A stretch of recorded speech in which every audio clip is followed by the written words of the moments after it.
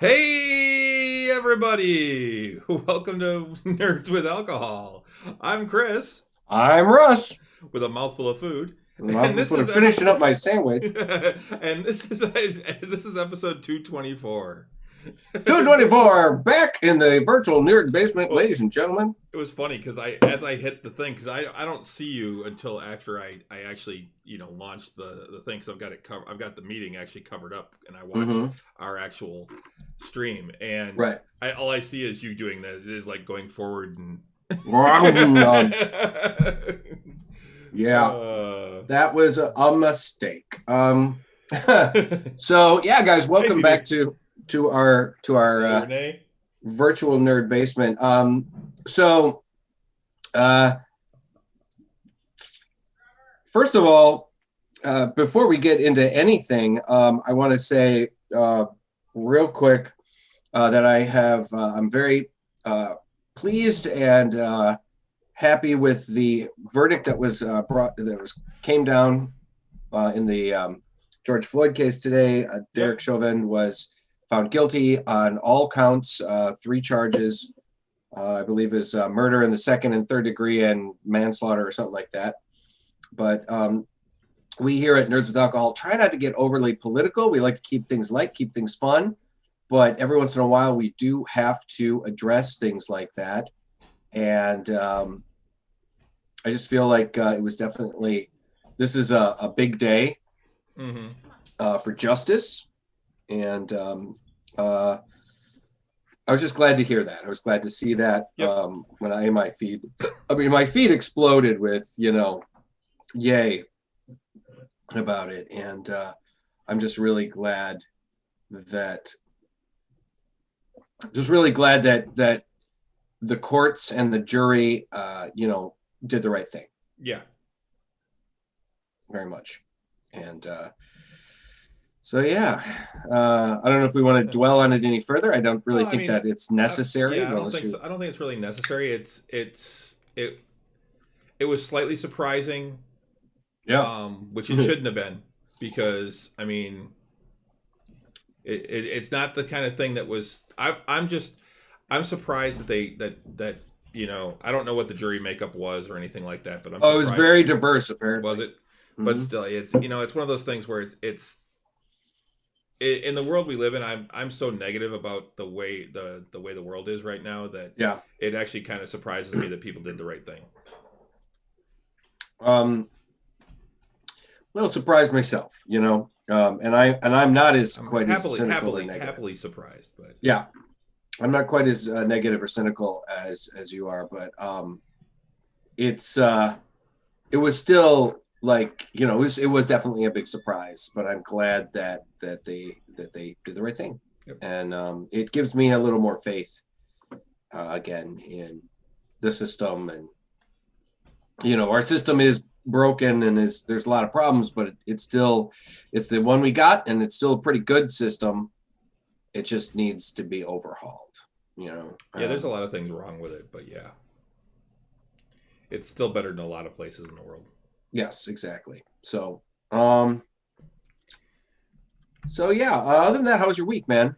Um, got my second COVID shot today, Oh, so good. so Good. far so far so good. I'm feeling a little under the weather, but that could be because of the fucking weather. Oh my God, yeah. It was really funny. Like, I've spoken about this today or many times on the show about how at the studio I work in, the roof is extremely leaky. It's a very old building.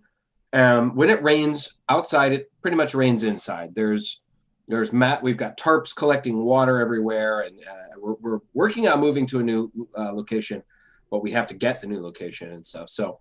And I heard it. You can always hear the rain dropping on the tarps and collecting and rain or whatever when it starts raining. And I was like, oh, it must be raining. And we were talking about it. And one of the guys, the assistant art director, his windshield wipers don't work right now. Like the motor Uh-huh. burned out, and he doesn't want to want to fix it because it's a 20-year-old car, and he's looking to get a new car anyway. And so he's like, oh man, I've had such a tough time driving home now with my windshield wipers. I go outside and it's snowing. It's flurrying. With the snow was falling on the building, melting and falling into the building, and we thought it was raining. So I walk back in the building. I'm like, Alex, you're gonna be fine. It's not raining. It's snowing. Fucking. But one of my friends, Jonesy, did That can post. actually be worse when you're driving because it collects on the window. Yeah, and yeah. But anyway, it was funny. A mutual friend, our friend Jonesy, I saw him post on Facebook. It says it's like y'all have never seen a white April before. Like this isn't out of the pale, out of the realm of possibility. There were a couple of years ago. I had a barbecue on I think it was Mother's Day weekend. It was the Saturday. It might have even been the Saturday after Mother's Day, and it fucking snowed. Yeah. I'm like, I remember snow on Easter. I'm like, I figured mid-May I was safe. Yeah. Maybe it'll be in, it might, if it's cold, it'll be in the low 60s or something. Yeah. But we can still grill in that. No, we had to set up our outdoor canopy thing to keep snow off of people. Yeah. Yeah. It was like 39 degrees. It was like today. It was like 39 degrees and snowing. Let's be honest. Snow in May is a little out of the ordinary. Yeah. Snow in April, though, that's not unheard of. I remember, this late in April, it's still a little, but Easter falls, it changes and it's weird sometimes. And I remember, times when there's still snow on the ground at Easter time, not a lot, but, and it's just weird though, because we had a day in March that was almost 80 degrees, or something like that. Early April, we had a day in early April. We had some days in March that were really, really nice. And all of a sudden today we had 39 degrees. Now tomorrow it'll be gone. The snow will be gone tomorrow, but it's actually completely covered the grass here. I mean, the grass is sticking up, but it's completely covered the yard and the garage and. Yeah, I'm looking at my phone right now. It says 34 degrees. Holy smokes. We have a freeze warning tonight. Mm-hmm. So anybody that's already planted their stuff, planted their plants, could be. I might want to throw a blanket on them or something, guys. But thankfully tomorrow high of 46, Thursday high of 52, Friday 64. So we're still in for a cooler, few days. But by Friday we're back to spring temperatures. I mean, it's 64 degrees. It's weird. Well, a week ago we had 70. Right, exactly. And we did, like I said, we had a day last week or a couple weeks ago we hit almost 80. It's just weird. But this is not a podcast about the weather. So so you did get your number one shot. That's great. This is my number two shot. Or number two shot. Great. Okay. The upgrade is complete. In 2 weeks, the nanobots will have completed my 5G upgrade, and right. I completed my upgrade yesterday. 2 weeks, I'm fully assimilated now. Okay. I am getting really much better phone reception. My Wi-Fi is much stronger. And I can tell they're working in my head right now because I've got a little headache coming on. So it's. Did you say you got your second shot today? Yes. Okay. Plan on tomorrow feeling like ass. Did you get Pfizer or Moderna? Pfizer. Okay, yeah. Plan on tomorrow feeling like butt. Yeah, and that's the thing. I expect that I'm going to wake up tomorrow and be like, you know what? No, I'm just going to take the day. I don't care how much stuff is going on at work. I'm going to take the day because I need to. One of our consultant companies, I was talking with one of our consultants yesterday, and I was talking about having to get my shot and stuff, and he said almost everyone in their company takes the day after off because they can without penalty. Oh, that's cool. Their company actually offered them, you get the vaccine, you can have the next day off if you want. I'm like, well, hell yeah, I'm taking that. That's cool. Yeah, dude, do it. I mean, just plan on it because the next day it wasn't the worst I've ever felt. I've definitely felt sicker. I didn't throw up or anything. You feel achy. You feel off. And if anything, you're just more than anything, I was exhausted. It just exhausted me. So yeah, one of Renee's friends was knocked out for a day or two. My one friend Rob, Aussie Rob, he was out. He was saying he called me one time after the first shot, and he's like, dude, this is the 5th day and I feel like ass. Some people it really hit a lot harder too. And he didn't have COVID that anyone's aware of, or that he's even aware of. So right. I know the people who had COVID, the first shot hit him like the second shot. Right. for Exactly. for people who didn't. If you had COVID, the first shot will hit you like the second shot. So that stands to wonder what the second shot will do to you. Yeah. Stella got had that a couple weeks ago. Stella got her first shot on Monday too, so we were both excited about that because she was concerned because she as a child had a bad reaction to a vaccine, so she was really kind of nervous about that. So I think either as of today or as of tomorrow, everyone on the Tavern Nights cast has had at least one shot. I believe you're correct, and I am very pleased about that. Yeah, Renee got her second one today too, so she's actually feeling fine. I think she feels better than I do. Well, she's in really good shape. Mm-hmm. And they have said that the better shape you're in, the better you react. Okay. Which makes sense. Mm-hmm. But yeah, other than that, we had our Tavern Talk show last night, which was a lot of fun. Yeah, it was a lot of fun. It was great to see Rich come out and join us. That made my night for him coming out. I like talking with the rest of you guys, but it was nice to have another face there, especially for this particular episode. Absolutely, because we talked the previous Tavern Nights game was very Octavian centric, which is Rich's character. So it was great for him to come on and kind of talk to us about how he felt about that. And yeah. Stuff, yeah. And there was only basics that he gave me about his parents, and so I was really happy that he enjoyed the way that I played his parents. So yes, exactly. Yeah, it was, and you did great. You really did. It was really fun. It was a fun session, and then last night's discussing it was really great too. But yeah, other than that, it was just a normal week. Got knocked out of curling on Thursday, so I'm no longer curling on Thursdays. Yeah, I think you. Yeah. So I get this week off, and then I start golfing on Thursdays next week. Okay. Cool. I hate golf, but if that's your jam, then that's your jam. I enjoy it. I like getting out, hanging out with some friends, drinking some beers. Like any other Scottish game, it's an excuse. I remember I saw a comedian actually say something about how. Oh yeah, I know it was. I was listening to Michael Rosenbaum's podcast, Inside of You, and he was talking to a comedian who talked about how, like, when people say they don't like baseball, he doesn't understand. He goes, "You don't like being outside, drinking beers, hanging out with your friends?" I mean, essentially, that's kind of what I mean. Even if you're just going to the baseball, stadium and whatever. I mean, that's kind of what it is. He goes, I feel like the same way about golf. I mean, you're outside hanging out with your friends, you're drinking beers, whatever. Every once in a while, you pay attention to the game when either something's good's going on or the guy you want to see hit gets up or something like that. Exactly. I think the weather today is hitting me my allergies hard. I'm like, I took an allergy pill when I first got up today because it was just like, ugh. Anyway, so how about you? How was your week? Well, unfortunately, I got a new dog. Yes, you did get a new dog. we got another puppy. As he just came running up the stairs. His name is Trevor. Trevor and Belmont. For those of you, nerds out there, will get that reference. Yep. I unfortunately had some bad news this week. Last week, during our show, I got a text from my friend Keith Scherer. You got to go, Sam.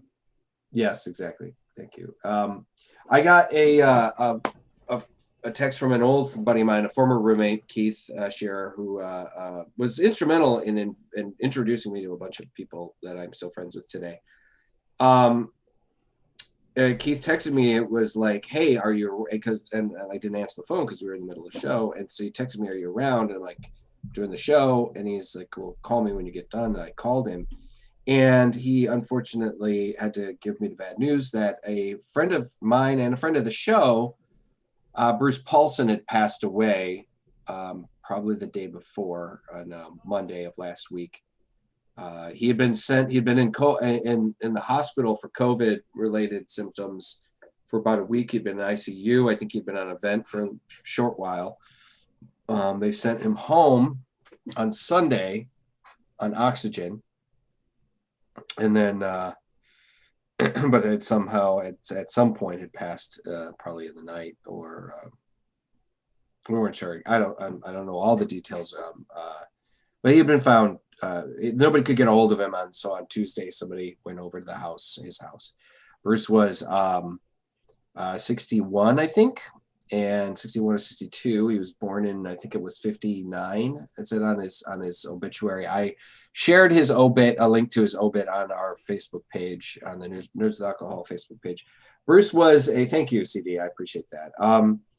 Bruce was a huge nerd. He was also a Marine. He was a really cool guy. I mean, he was a huge fan of Cthulhu, of the Cthulhu myths. He was an old school D&D gamer. We had planned on having him on the show, actually, because he has actually been gaming since '77 when the game came out. So we were really looking forward to talking to him about like being an old school gamer and going through all of the multitude of resources and not just in D&D, but so many other games. Yeah, he was. You longtime listeners would know him as Brucifer. Right. Yeah, he had been a particular. I hadn't, unfortunately, I'd kind of lost touch with a bunch of those guys. I mean, like, I'd still see them on Facebook and we'd interact that way, but I used to game with them once a week. We had a game at the house every Tuesday night, and then I moved out of the house, and I was still gaming them with them for a while, but then I just, like, life happens, and I wasn't able to game with them. And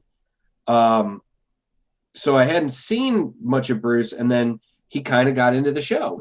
I guess he had been listening for a while, but then he got into last year, once we started Twitch streaming, he started watching the show a bit more. And over the last few months specifically, he had been interacting. He had been joining us on Friday nights for Tavern Nights. And he'd actually let us know. We'd bow out when it was getting too late. He goes, "I'll catch the rest of it on YouTube later, guys. This is a great time." And texted me at one point when he, after we killed the dragon, and he actually texted me specifically, like personally on the phone, or he'd chime in on "Oh, you guys, can't hear you guys, your audio's off," or whatever. "Oh shit, thanks, Bruce." So I'm just really, it impacted me because I always looked up to him. He was a really cool guy, a really positive influence. He was a fun person, like a kind of like an older big brother. And it reminded me too that I've lost like at least one friend right around this time of year every year for like the last 4 or 5 years. And it really kind of hit home. I spent a good portion of the weekend kind of dwelling on that, and it was not a good weekend for me, because I'm just like, man, this is rough. My computer is notifying me on a whole bunch of shit right now. So anyway, his viewing and service is Thursday. I'm going to be going. I'm taking the day and gonna go. It's gonna be a full Marine funeral service, and the cool thing about Bruce is too is if you didn't know him, you wouldn't have known you wouldn't have known he was a Marine. I mean, he wasn't one of those guys that was like hoorah the whole time. He came out of the Marines with a pretty decent attitude. He wasn't one of those guys that comes out of the Marines that's like kind of broken or whatnot, because that happens sometimes. I've talked about before, like I've encountered a number of Marines that were either like some of the most solid, stable, amazing individuals that you'll ever meet, and then some of them come out of the Marines that are just fucked in the head. And he was not one of those. He was the former, not the latter. And anyway, so yeah, I've never actually been to a graveside funeral, so this will be new. And I'm kind of wrecked about the situation, about the whole scene. I mean, I had just been talking, and that was the thing too. I had just been talking to Keith earlier that day about Bruce, like he had texted me and was like, hey, just so you know, Bruce was in the hospital, and I was like, oh shit, I'll drop him a text. We've been chatting a lot, and we're a lot more recently and connecting again. And so I texted him, and I was like, when Keith called me, he was like, hey, I got bad news. I'm like, and I just had a bad feeling. It's like, man, don't tell me it was Bruce, man. And he's like, yeah. So hug your fucking family, ladies and gentlemen, and wear your fucking masks, because not at the same time, because COVID is real and it's a problem. Ask Ted Nugent apparently today. Yeah. He's apparently COVID has fucked him up. Yeah, and he was one of those guys that was like, it's a hoax. This isn't a real pandemic. And then now he's saying it's the sickest he's ever been. Yeah. So, so not that I give a shit about Ted Nugent anymore, but raise a glass to Bruce. Never shall we see your like again. Until I'm getting really tired of making that toast. Yeah. Yep. So what are you drinking though? I'd rather be drinking punk lemonade or the blueberry. What's the blueberry? What's the new wave lemonade? This is okay. This is from Blake's Hard Cider. This is another one of their from our backyard ciders. Last week I did their strawberry lemonade, and it's nice. It's a really good. I liked it. I'll definitely buy it again. It has that nice sweet and tart kind of mixture that strawberry can both have, and the apples kind of the apple cider, it blends well. This is their blueberry lemonade, and we had talked about it's a 6.5 alcohol by volume, so a sixer of this will mess you up. We had talked about it last week about how it's kind of them ripping off B. Nectar's New Wave Lemonade, which was one of Renee's recipes. Although New Wave Lemonade is a mead, not a cider, and this is a cider. It's okay. I don't think I'll go out of my way to buy it again. I would drink it if it was there, kind of thing. It's one of those like, what do you have on tap? Oh, you got that? Well, yeah, okay, I guess I have one. But it's not. I don't like it near as much as the strawberry. Mm-hmm. Let me take another sip here. It's almost floral.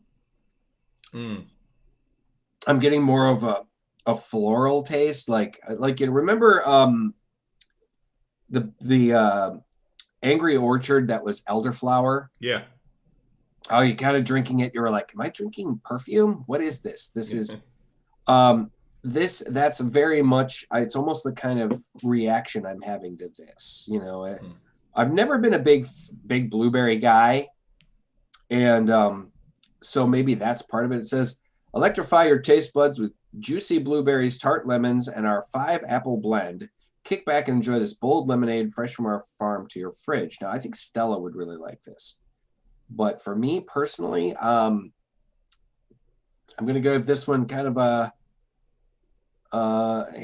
maybe I'll pass. This isn't one of those ones I don't have a rating system like you, like a five-star rating system.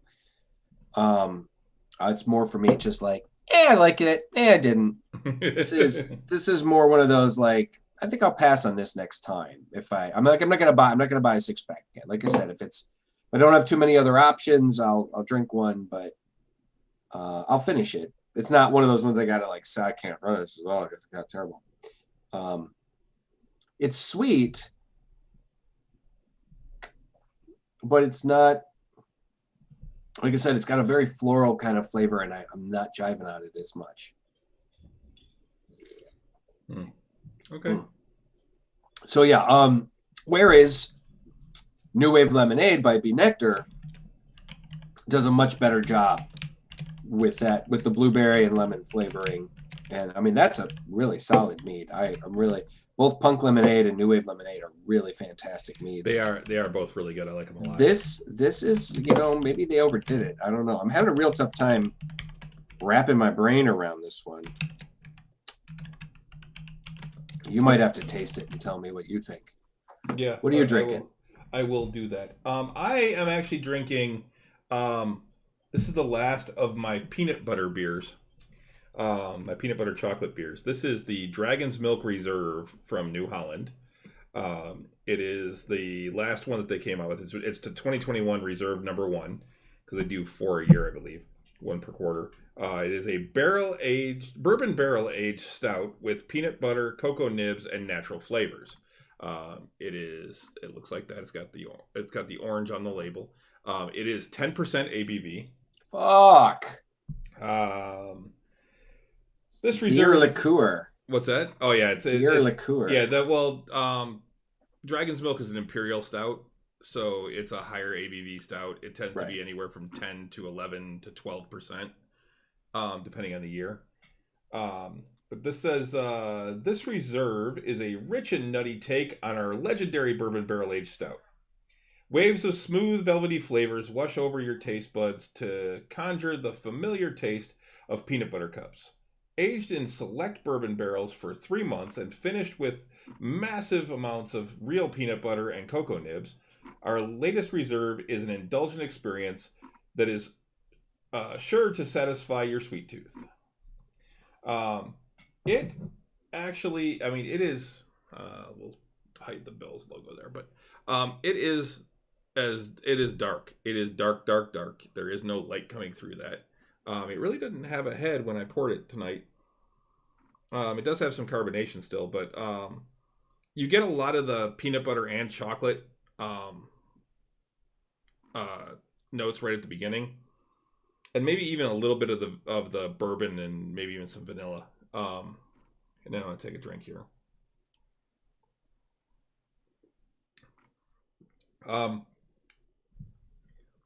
It is a mix of all of those flavors. The bourbon barrel comes in at the end, but you get some peanut butter, you get some chocolate. Neither one is really overpowering, and then you get like an alcohol, like a bourbon flavor at the end. It's not bad. I mean, I really like this one. It's really smooth. I think the Poet is right up there with it, which is another one they did. And I have a feeling this is basically the Poet just done as Dragon's Milk. But out of the peanut butter stouts that I've had, this is one of the better ones. I do like this. I will probably give it. This one's probably 3.75-4 in that range. It's kind of hard to tell. I have to drink a little more and find and really give it its thing. But it's a good one. It's definitely one of, I think, if you like that type of beer, where you have the peanut butter and chocolate flavors in there along with some bourbon, and because it is a bourbon barrel stout, it's a higher ABV beer. This will probably be really good. If I save one of these for like a year or two, it'll probably be really good because it'll probably mellow out a little bit, and I think it'll be really good. So I actually plan on doing that with at least one of them. I got a 4-pack of it, and I think this is the second one that I've drank. But yeah, if you can find it, I know I still see it on the shelves here. Because I did make quite a bit of it. But yeah, Dragon's Milk Reserve, bourbon barrel aged with peanut butter. So, alrighty, should really definitely give it a shot. All right. But yeah, CD, I agree with you. The original Dragon's Milk is just fantastic, and it can be really good with the right kind of cigar too. If you smoke a cigar and drink Dragon's Milk, it's a really nice blend. But, and to anyone who partakes, happy 420. Right. It is 420. Happy 420 to anybody out there. I've actually thought about getting some edibles here and there for various different, things. I've heard though one of the newer shops over there in Ferndale is actually really good. Green. There's a bunch right here in my area. There's one walking distance that just opened up. Like I could walk there in like 10 minutes, not far from the house. And there's a couple in Hazel Park. There's a couple, yeah, there's a bunch right in my area. And I don't know. I mean, I'm just thinking there could potentially, like, I get anxious from time to time. I wouldn't say that I'm an anxious person, but there are times when my anxiety can run away with me. And dude, even CBD gummies like what I take Yeah, for my joints and exactly. stuff. Like, They help my joints tremendously. A lot of right, times, exactly. I wake up if I take one at night, I wake up in the morning and my joints don't ache. Right. I've got knee issues. I've Mm-hmm. had knee issues since I was in high school. And so, yeah, some CBD gummies or, like I said, just the occasion. I'm not a big fan of smoking it. My lungs are sensitive. So I'm not really down for smoking weed. But maybe like a brownie every once in a while or I've heard some the cookies are pretty gummies good. or cookies, right? Something. Um, just go just a window shop. Yeah, I'm just Mm-hmm. gonna go window shop at the weed You store. know, You're CD, right. that's No, and CD, you're right. They do generally. Everybody working at those places generally dude. can My recommend. first trip to a dispensary. I'll tell in just one second. I just want to say one thing to CD. The Dancing Man Wheat by New Glarus is not one I'm familiar with. That's one I haven't had yet. I will have to see about that someday. Um, Unfortunately, I can't get it here. But so the first time I went to a dispensary, me and my buddy went. It was right after Michigan made it legal, and we go there and we're talking with this guy, and he came up and he's just like he was your stereotypical stoner. I mean, this dude like it's like he stepped out of an '80s movie. He just walked up and Hey he was like, man, yeah, what's up? that's Did he have exactly what like it was. dreads? He didn't And did have he dreads. have He had longer hair, but he did he was have a just tie like, dye shirt on? And he had some tie dye on, I think, but he just walks up. He's like, "Hey man, can I help you guys with anything?" And we're like, "No, we're just looking right now." And every once in a while, he come by. He's like, "You guys still good?" We're like, "Yeah." And we start talking with him. We're like, how's it going? He's like, "Hey man, uh, I'm working in a weed store. Life doesn't get better than this." that's the thing, I've known so many. I have known a number of weed enthusiasts that it's like their entire world. Mhm. I mean, Well, and and the way I am about like beers and stuff like that is the way that a lot of these people are about weed. And yeah, but I think it's a great like weed culture is a much more pervasive kind of like if you're into weed, you're really into weed. Like there's a lot. Maybe it's because beer is so common. Like everybody at some point in their life is probably 95% of the world is probably at some point in their life had a beer. Short of maybe the Muslims that don't drink or whatever. I mean that I'm sure there's at least in America, weed was illegal for so long that the people that were very much weed enthusiasts, they really were weed enthusiasts, and I think that was that was one of the problems with it. Why people weren't going to take it seriously because that stereotype. mm-hmm. Why it took so long to get it legalized because that stereotype of the weed smoker was that dirt head, that stoner that it was just like, hey man, I'm just gonna wake and bake every day, and dude, you're harshing my buzz, man. I got the munchies and all that typical, stereotypical shit. Mm-hmm. My buddy, former roommate John, he used to talk about the fact that because he would smoke weed and he didn't look like that stereotypical stoner guy. He wasn't dressed in head to toe, clothing with weed leaves on it and had, didn't constantly stink of it. And then, that kind of thing. He goes, we need more people like people said, we need more people like John who look like a normal everyday person smoking weed, Mm-hmm. to normalize it. And I think we're getting a way, getting around to that where it's more and more prevalent now that people are understanding that you don't have to be some raging stoner to enjoy and marijuana. and as CD just said, it's medicine to most people, Right. that take it. Absolutely.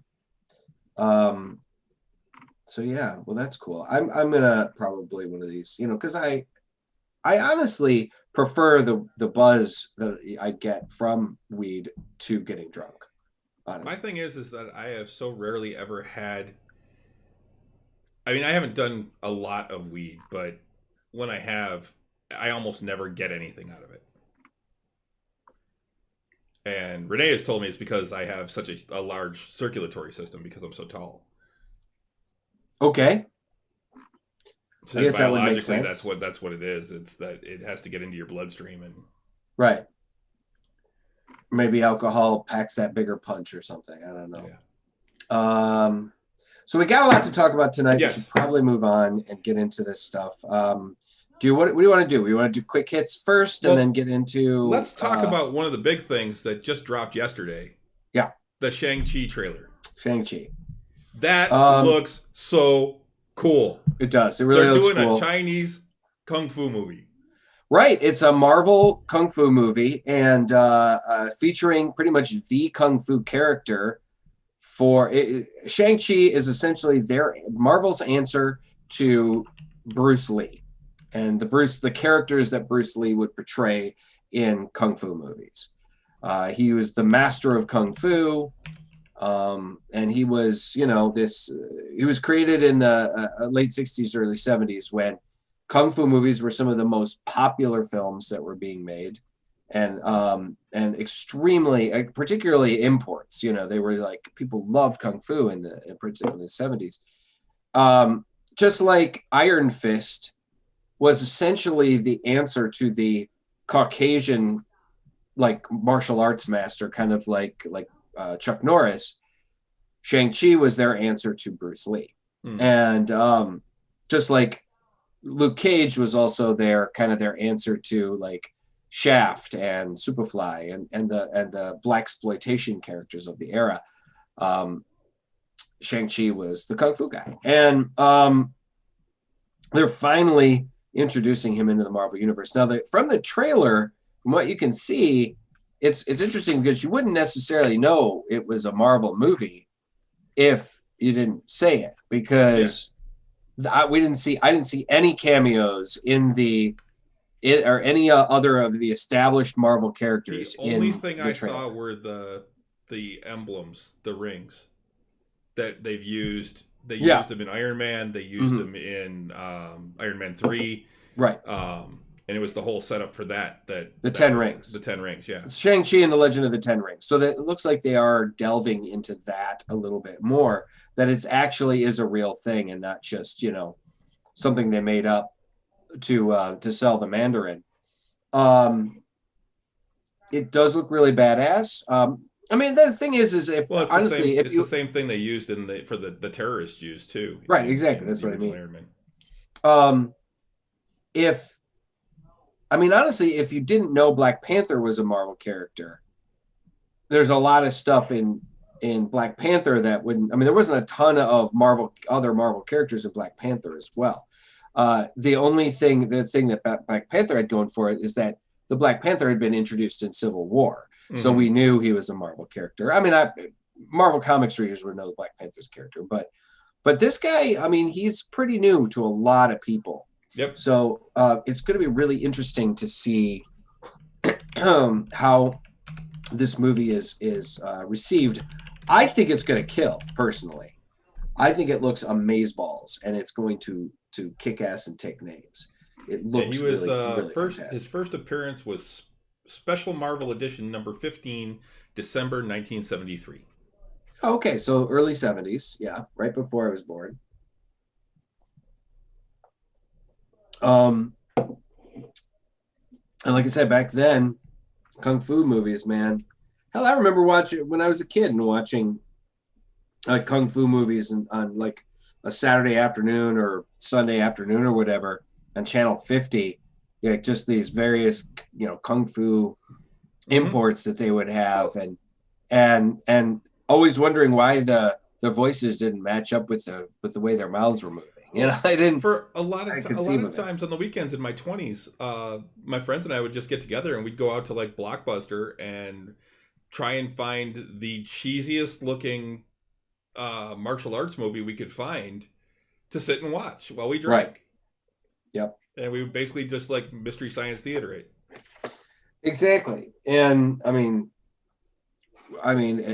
particularly too, when I was a kid, I remember like ninjas were huge. Remember when yep. I mean, like I said, you're a couple years older than me. So, I mean, you'd be a little bit older, but I remember when I was like 10, 11, 12, ninjas were massive. We had a big influx of like ninja movies. So they were all made in the early to mid 80s. And you're like, American Ninja and all these different like kind of like there was a TV show just called Ninja, and it was like on NBC or something like that.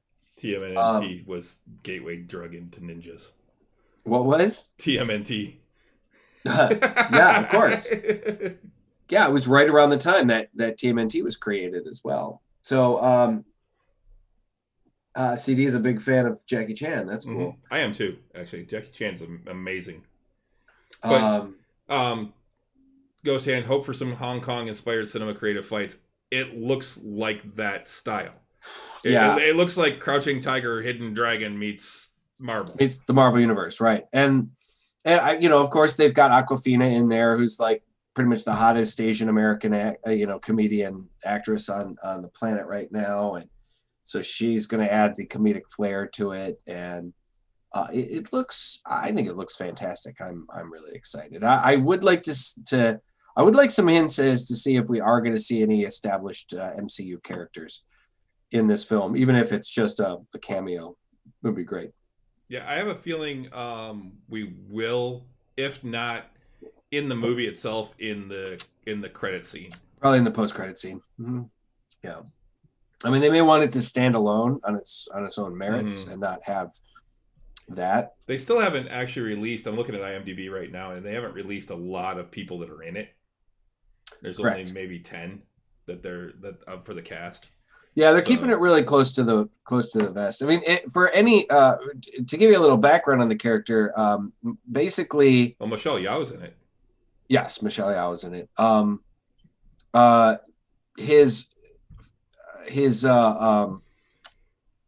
He basically, Shang-Chi is the son of, I think, Fu Manchu. He's supposed to be like the son of like a very evil Asian crime boss, like the greatest evil Asian crime boss of all time. So, and he broke away from the criminality of his family and stuff like that. So that's one of the things we're going to see.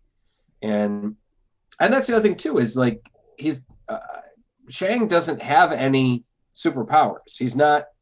He doesn't like channel his chi into his fist and create the Iron Fist like Iron Fist does. He's just that good of a fighter. He's amazing. Like just channels and his own inner peace. And yes, he is the son of Fu Manchu. Yeah, I think that was what it was. So anyway, like I said, I am very much excited to see where they're going to go and see this. Do you have a release date? It's in the fall, correct? It is September 3rd. Okay, September 3rd. And then just before Labor Day. It's actually Labor Day weekend. Right. And then like pretty much right after, like I think like a couple of like maybe like 2 months later, we've got the Eternals. Yeah, I think that's November. Yeah. So I mean, they're going to give us late November. I think that's around Thanksgiving. From what I understand, we're getting we're honestly going to get a lot of Marvel movies this year. We're going to get at least 3 because we have Black Widow coming out, I believe, in July. Oh no, November 5th. So it is 2 months later. So there's going to be a lot. Now it is also interesting too that 2 of the 3 movies are pretty much untested resources at Marvel because but look what happened with Guardians. Oh, for sure. I mean, the Eternals, from what they're saying, the early images. I mean, Eternals has been done. It was supposed to come out last year. It's done. It's sitting there just waiting. Well, and so Black Widow was supposed to come out last year. The same thing. The producers have all said, like, I guess some of the early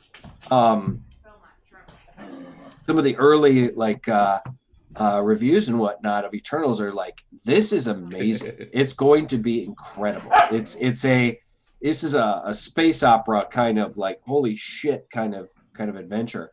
So people are saying really, really good things about it. I'm like, awesome, very fucking cool. I did find something that's kind of interesting. I'm gonna put a link to it in on the Facebook page.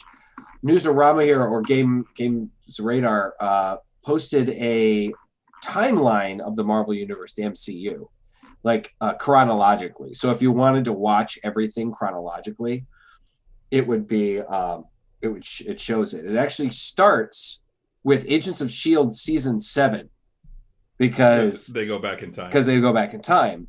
And then Captain America. and then gets into the Agent Carter stuff and Captain Marvel, and then and then Iron Man. So I'm going to post a link to that onto our Facebook page later because it's just pretty fucking cool. Cool. So anything else about Shang-Chi? No, just I really liked the trailer. I was really impressed. It looks cool as hell. They're using a bunch. From what I heard, there's a bunch of villains in there, but they're all like people you probably wouldn't have heard of. Right, and well, I might have heard of them, but most other people might not have. I did hear that there was a minor Spider-Man Homecoming actor was spotted in the Shang-Chi trailer. Oh yeah. It's no secret that Marvel loves a crossover from Thor Ragnarok and its Hulk-shaped friend from work to Black Panther first appearing in Captain America Civil War. It's all one big overlapping story, but this might just be the deepest cut of them all. A Spider-Man Homecoming actor has been spotted in the new Shang-Chi trailer in a one blink and you'll miss it moment. As spotted on Twitter, the bespectacled man sitting down prior to Shang-Chi's bus set piece is played by Zach Cherry, who also had a minor part in Spider-Man in Homecoming as the man asking Tom Holland's Spidey to do a flip. So my guess is it's probably a little thing. Mm-hmm. But Cherry's unnamed character has seemingly headed west, departing the Big Apple for San Francisco by the time of Shang-Chi's standalone story. The actor even addressed the speculation, essentially confirming that Cherry is indeed back in the MCU. So, I doubt that that's going to be significant, but I'm like I said, really, really excited to see 9/3/21, guys. Yes, and I think that it is that they are going to be doing Fantastic Four again. They will be doing it the Marvel Studios way, though, not the way that Fox tried to destroy it. Yes, exactly. I am very, very much excited to see what they do with the FF. I think they'll use Eternals to hint at Galactus. That's a potential, but I think Galactus is one of those ones that's going to be introduced probably, I hope, more so like in an FF movie or maybe something even bigger. So we'll see.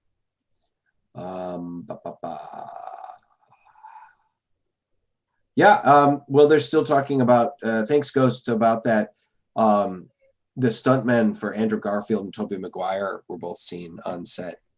So they've been playing their cards real close to the chest about the whole Spider-Man lots of talk guys. Lots of talk that both of them are going to be back for. They were saying that Tobey was holding out for quite a bit of money, and Andrew Garfield, there was rumors about him.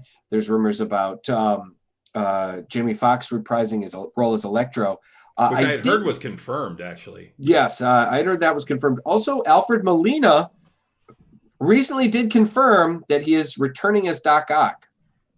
I liked him as Doc Ock. In Spider-Man. I feel like Alfred Molina as Doc Ock was probably one of the best casting of one of the Spidey villains.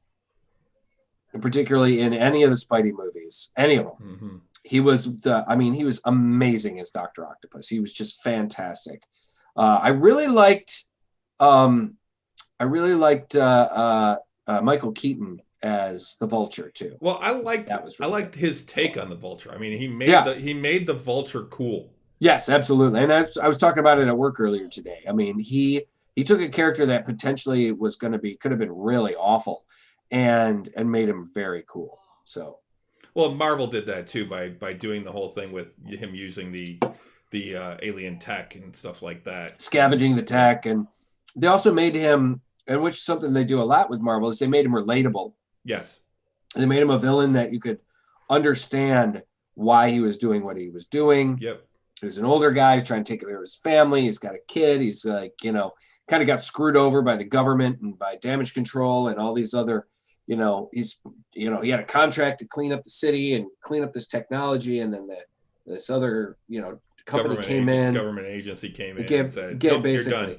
Yeah, and kind of screwed him out of a lot of money, and so he kind of did what he had to do. Now, I mean, he does also at some point kill a guy in cold blood, one of his crew, that's like just kind of blows him away. He goes, "Oh, I thought that was the concussion ray. I guess not. Disintegrate some guy, Obviously didn't have too much of a problem with it. Yeah. So Well, yeah, you understood why he was doing what he was doing, but he was still just a cold-blooded. Right, but at the same time, he also, found out that Spidey was Pete and didn't out him to that guy in prison. To the Scorpion. To Scorpion, right. So it was you can see that I'm surprised we haven't seen Scorpion yet after that scene. Well, we've only either, maybe another Spidey movie. Who knows? I mean, they had hinted about it, and there was also talk that we may see Adrian Toomes again at some point, the Vulture, in one of the other movies. Mm-hmm. If not Spidey, then maybe something else. So, I think there was some kind of hint of possibly in the next Venom movie too. Huh. So we'll see.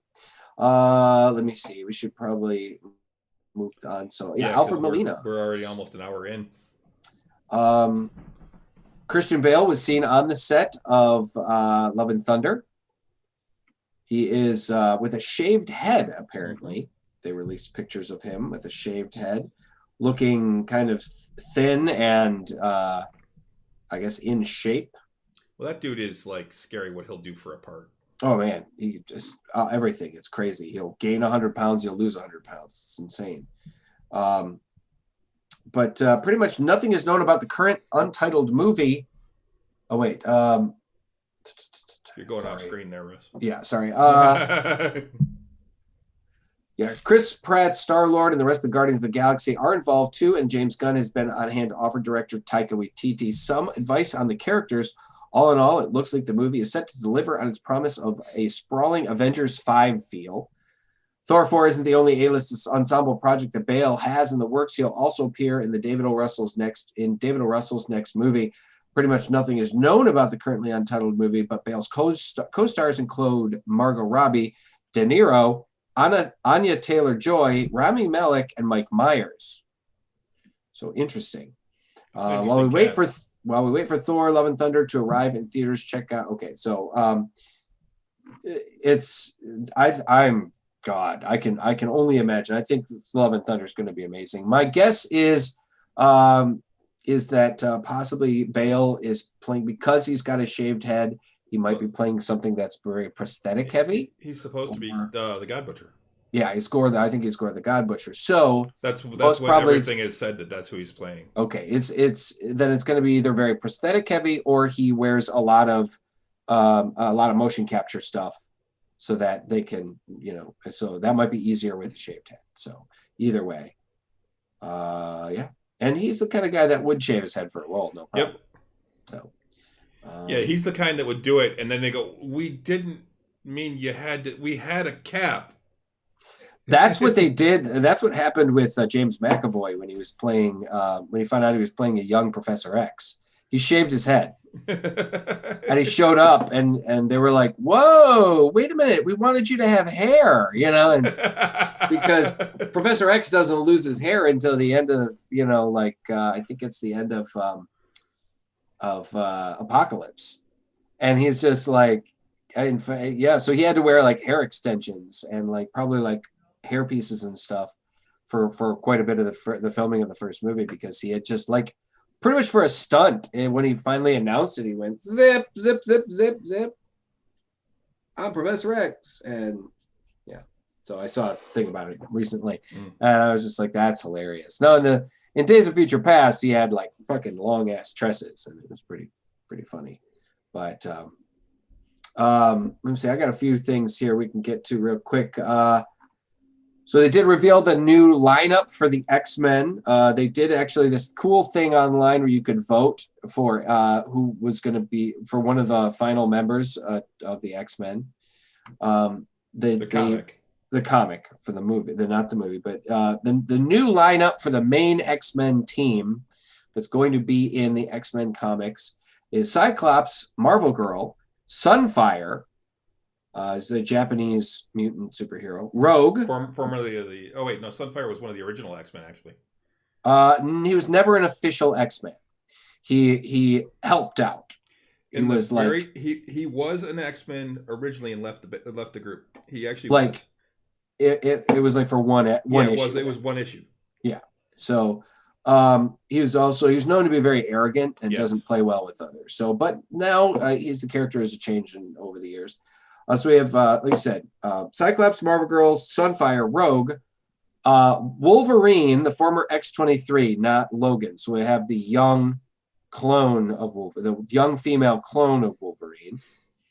Sync was a character who was introduced years ago in Generation X, where he can basically, if he's close to another mutant, he can copy their powers, sort of similarly. So kind of Rogue without having to touch. Correct. And without actually draining him. I think, yes, exactly. And I think he also can sometimes manipulate the powers slightly differently or something. I'm not sure exactly. I'd have to look it up. But and also Polaris, the daughter of Magneto, the green-haired. I thought she wasn't actually his daughter. She thought she was for the longest time. She had always thought she was because their powers are pretty much exactly the same. And he played up on that. He always denied it. You're not my daughter. You're not my daughter. For a minute he did, and then he was like, "No, you're not my daughter." He was trying to manipulate her. Right, he's trying to manipulate her, and then it was revealed that he is actually her dad. Mm. And now they've also revealed too that the Scarlet Witch and Quicksilver are actually not his children. Yeah.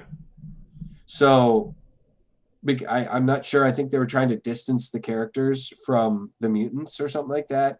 I'd have to look it up. It happened in a comic that I didn't normally read, I think, at the time. So I'd have to look it up exactly where the story went with that. But anyway, that's the new lineup for the new X-Men. It's going to be debut in a big in June in a big thing called the Hellfire Gala event, crossover event that's going to happen this summer. So which one got voted in? Polaris. Mm-hmm. That actually surprises me because I didn't realize that she was actually popular.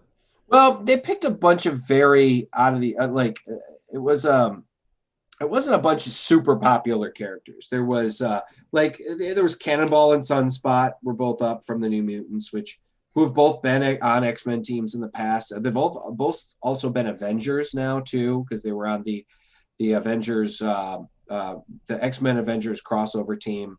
They had Forge and Guido, strong guy. Forge and strong guy. Marrow and Armor were both up too. So those are the ones I can think of off the top of my head. But it was voted on like an elimination kind of thing. It came down to Polaris and Banshee. It came down to Polaris and Banshee, and she edged him out. So Banshee, not Siren. So the original. Correct. The original Banshee. Mm-hmm. So that's kind of cool. Also, it was revealed apparently Emilia Clarke. Yes, I just saw this. This is one I was going to bring up too. Yeah, she has been cast in an unknown role in Marvel's Secret Invasion series. It's going to be coming up on Disney Plus later on. My guess is she's going to be maybe one of the Skrulls. Maybe she'll be the Skrull Queen. I don't know. But it's funny. I actually just saw her on an old Graham Norton show. Yeah. From like 4 or 5 years ago. It was Game of Thrones was going on, and I honestly I think that show is hilarious. If you don't know what it is, it's a talk show from Britain. You can see a lot of it on Facebook. They have a lot of them. And I used to watch it on BBC America. It was on after Doctor Who a lot. And it's fantastic. One of the best. It's celebrity one of the best, just celebrity talk shows. Graham Norton is hilarious. His guests, he has his guests on, and he just talks to them like normal people. Yeah, they just sit. They have drinks. And they have drinks. They sit on the couch. It was Matt LeBlanc, Emilia Clarke. Oh, I've seen that. I've seen that clip. Kate Beckinsale, and I forget who the other guy was. And he basically gets them all to sit together, and then they reveal that Emilia Clarke actually has had a crush on Matt LeBlanc since she was a kid. Yeah. And she actually asked, she's like, "This is going to be really silly, but can you ask me how I'm doing?" No, I saw that. It was really funny. I mean, he did it, and you could see her just melt. She just melted. She's just like laughing and like giggling, and like a schoolgirl. I mean, well, that's the thing. She was what, like 23 or something like that when they probably put that on. Well, and they're talking, and at one point, Graham asks Matt LeBlanc if he's watched, Game of Thrones. He's like, I watched the first season, and he goes, and I kind of got busy, and I didn't really watch a lot of the other ones. And I gotta say, I'm really kind of lost now. And she's like, "Oh, that's okay. Just you can kind of skip over like 1 and 2, and you can watch 3. That's where there's some really good parts." Which is the first time that's where she was like, I think that's the first time she got naked after the first season. So it was, I think that's what the Mother of Dragons type thing. Yeah, and that was kind of what she was insinuating, and everyone just starts laughing.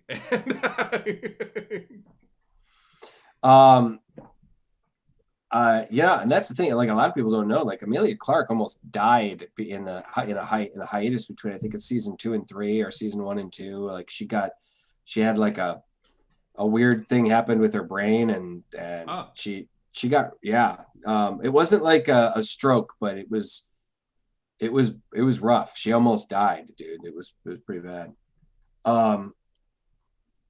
But it's according to Variety, just a day after news regarding Olivia Colman being in talks to join Marvel's Secret Invasion Disney Plus series, Amelia Clark is reported to be in final negotiations to join the cast, including Sam Jackson. The Game of Thrones star's role is unknown, of course. Both Clark's reps and Marvel Studios declined to comment.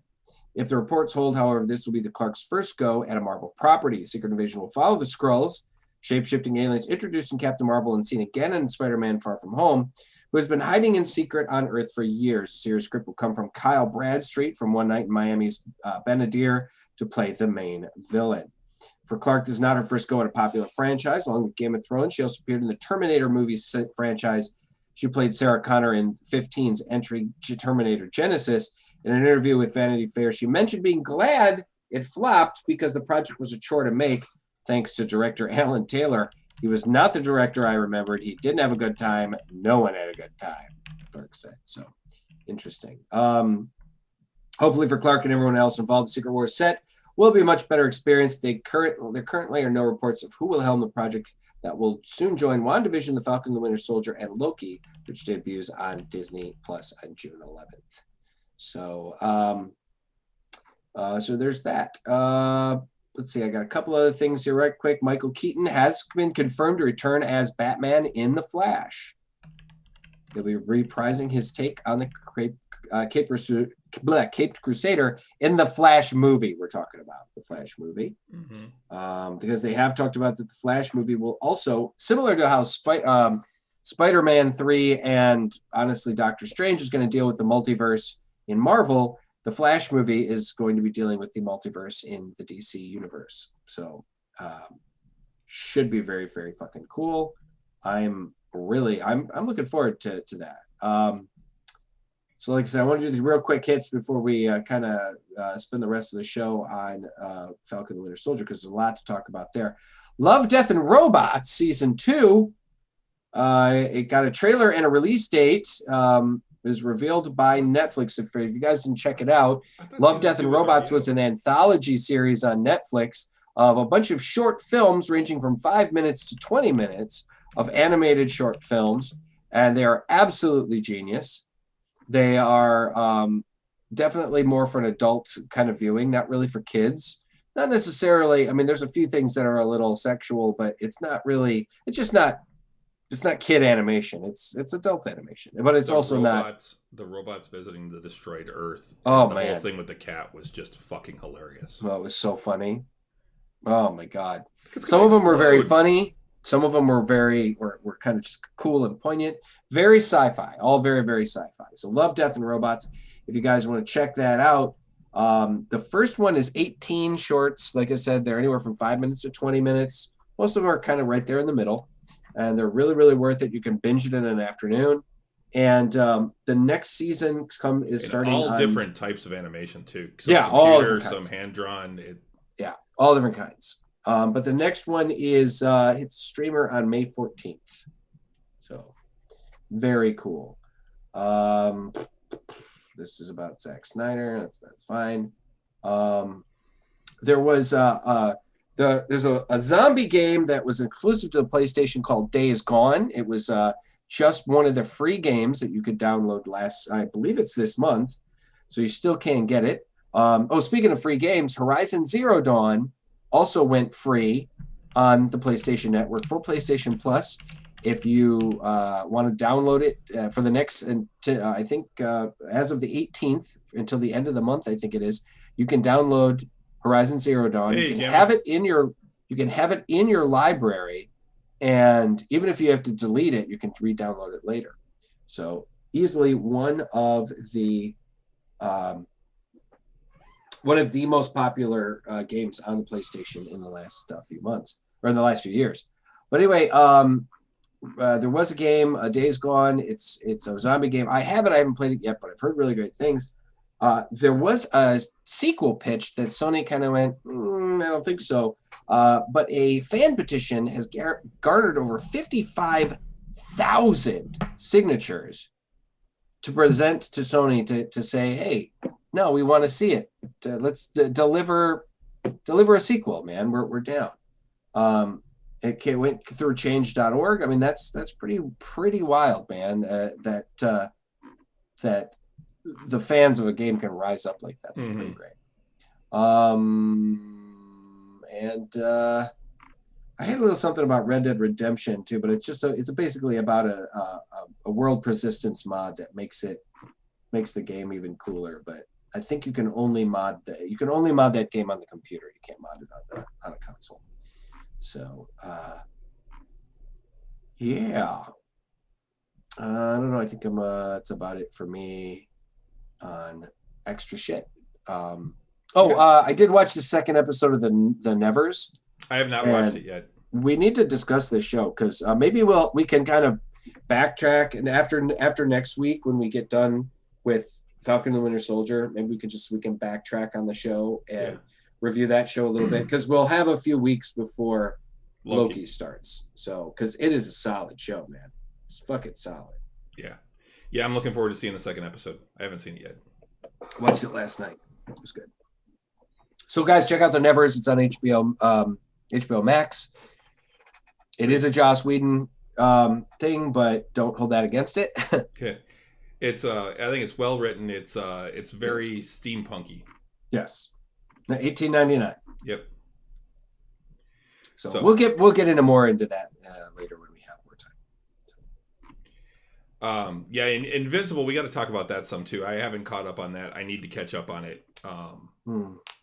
Because so good. Yeah, I've only watched the first, I think, 3 episodes, maybe 4. I have to go look. It's been a couple weeks since I've watched one. So good. So the Sam and Bucky show, the Falcon and Winter Soldier. The Sam and Bucky show. Sam and Bucky. Okay, so episode 5. Yeah, episode 4 ended with John Walker, the new Captain America, decapitating a member of the Flag Smashers in front of a worldwide audience. Right, basically being filmed on people's phones. Yep. It was right in the middle of a square in Europe, and didn't go well. The image though at the end of that with him standing there with the bloody shield and stuff, that was some strong imagery. Oh, I'm an idiot. I forgot to watch the latest episode of Invincible. I guess I know what I'm doing when I get off the show tonight. Yeah. But yeah, anyway. So this episode 5 called Truth, starts with Walker running. Yes. And he's like running past this like what looks like an abandoned shipping area because a bunch of shipping doors type of thing. Mm-hmm. And he's running down there and he stops and goes inside and you can see him and he's walking and he's seeing Lamar in his head and he's hearing conversations that they had and you hear Lamar saying things like, you always make the right choice in the heat of battle and things like that. And, that's what the job is and all these different things that Lamar had said to him. Yeah. Reminiscing. Yeah. And then at one point he's actually kneeling down with the shield in front of him, which was a pretty strong image. Yeah. It was like basically mourning his friend. He was taking a moment to mourn his fallen brother. And losing his shit. Yeah. He's losing. He is definitely falling apart. Yes. We'll get to that CD, the montage thing, but then Falcon and Winter Soldier show up, Sam and Bucky, and they basically confront him, and he says, "You don't want to do this," and Bucky says, "Yeah, we do." And that was a great line. Very simple. Yep. Very simple, like kind of like just expressed exactly what he wanted. But it wasn't, what is grief, but love persevering. It was a very powerful moment where he's like, yeah, we do. And then they proceed to fight. Well, and Sam says, you gotta give me the shield. At first, that's what he says. Sam tells him, "You got to give me the shield," and he's like, "Oh, that's what this is all about." Blah blah blah. And he's like, "You don't want to do this." And that's when Bucky says, "Yeah, we do." And then they proceed to fight, and it was a hell of a fight scene. Yes. Yeah. It really was a hell of a fight scene. It was really showing just how good of how good of a fighter all three of those characters are. And yes, I agree, CD. I was thinking that too. This was kind of a filler episode to stretch it out to 6 episodes. I think it was a filler episode, but I think it was needed to be done. It wasn't wasted time. It was like some of it I think was a little bit long to fill time, but I think a lot of it does set other things up. And I think it's setting up a lot of other things for future shows and things like that. Right. But anyway, so they get into this big fight, and at one point Walker basically punches Bucky across the room, slams him into a pillar, and Bucky falls, and you see his arm short out. Mm-hmm. Then he actually overpowered him and Falcon are fighting, and Falcon goes to fly over him, and he grabs him and just uses the momentum that he does to flip him over and slam him down onto the ground, and then climbs on top, and he's holding him, and he's just yelling at him, and he just, I'm Captain America. Yeah, I am Captain America, and he just rips the wings off. Right, yeah. He rips those wings right off, and it's like, that was really painful to me. I was like, oh man, that's, well, at first when he was holding him, I thought he was choking him, but then I realized that he's actually holding onto the wings. Right, and he's ripping at the wings. Now, Sam is a lot more than just his jetpack. He really is. But the jetpack really does make him, it gives him that ability to kind of go, to play with the big boys, kind of just like Hawkeye. Hawkeye is, he's got an amazing eye. He's an incredible shot, but he's still physically, he's not a super soldier. He's not super powered, that kind of thing. Bucky's got the arm, but he's also at least some form of super soldier too. So those wings and Sam's fighting style often has a lot to do with those wings and that jetpack. Yeah. So, but yeah, so he does that, and then he grabs the shield and does the whole thing just like he did with the Flag Smasher. He holds it up, and he's about to bring it right down on Sam and kill him. Right. And Bucky happens to wake up and come over and save him. Right. And then the more fighting ensues, and they finally get the shield away from Walker by breaking his fucking arm. Yeah, broke his arm. I was like, oh damn, broken arm. That's a broken arm. Yeah, you watched. Might have been a broken elbow. Yeah, that's what it looked like. I think it was a broken elbow. Yeah. Or if it wasn't the elbow, maybe it was the the upper. Yeah.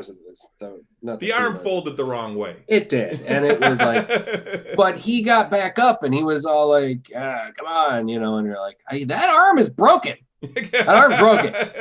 I don't care how much of a super soldier you are. That arm is fucking broken." Well, you saw him scream in pain when it happened. Yeah. So I mean, it's not like it didn't hurt him.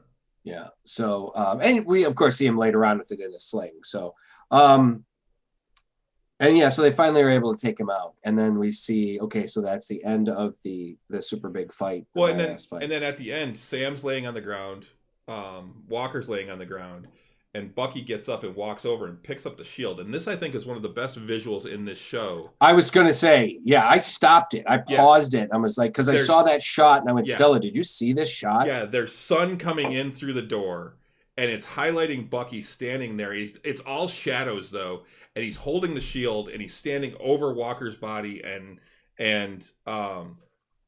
Sam's over on the side, and he just sits there and he looks at the shield and he just throws it down towards Sam and walks away. And yeah, CD, John Walker had taken the serum at this point. He was a super soldier. And once again, to kind of remind people, like, you know, what Erskine said he took it about off screen before his fight with the Flag Smashers. Yeah, the Flag Smashers. And it was what Erskine, to remind everybody what Erskine had said, is that the super soldier serum enhances what you already have. If you're a good man, it makes you a great man. If it makes you know, if you're an evil man, if you're bad, you're worse. If you're bad, you're worse. And I don't think John is necessarily bad or evil. He's just broken.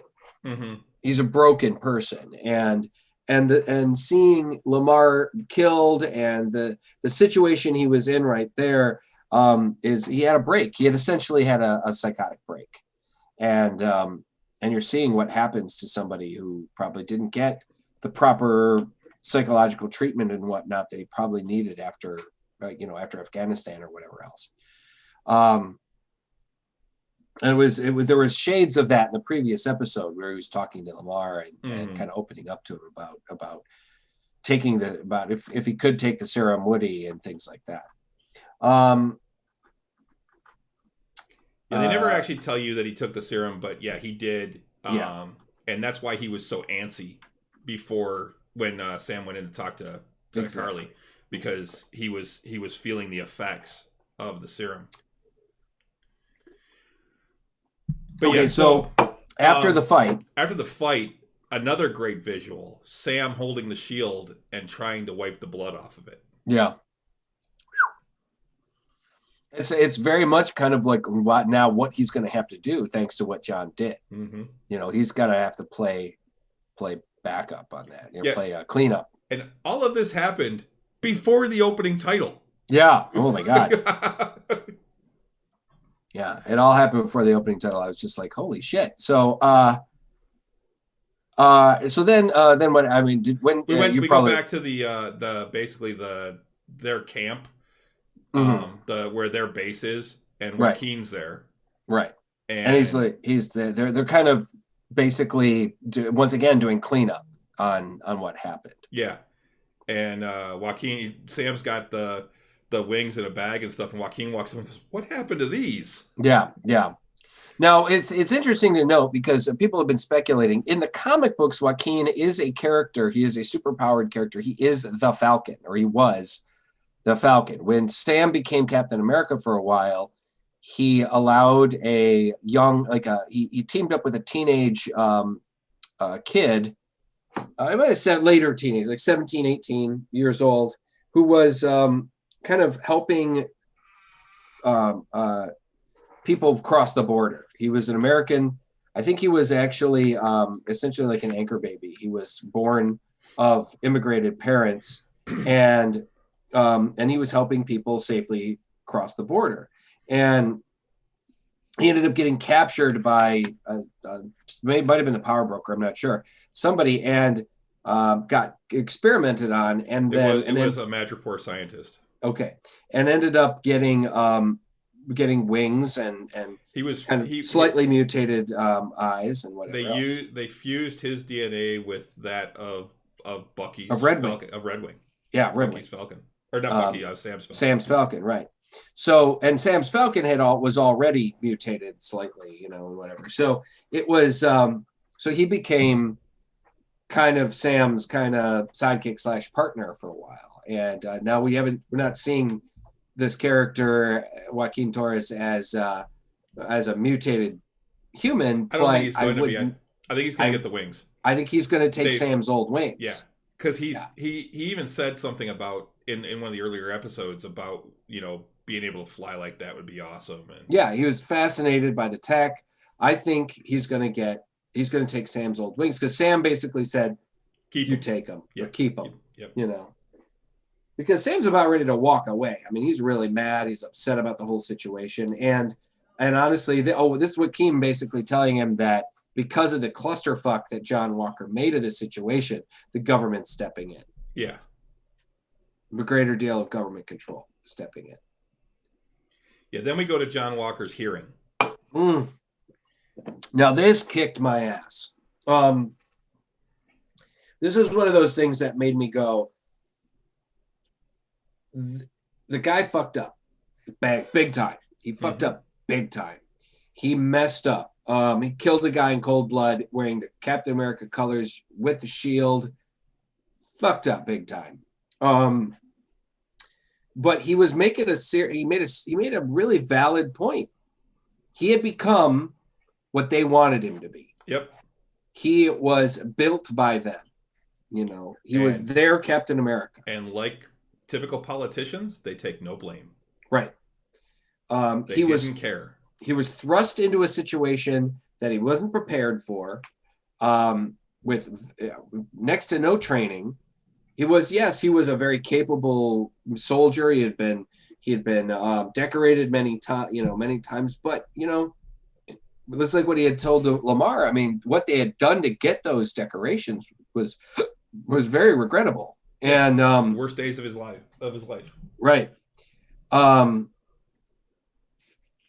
He lost his shit, and the government there ends up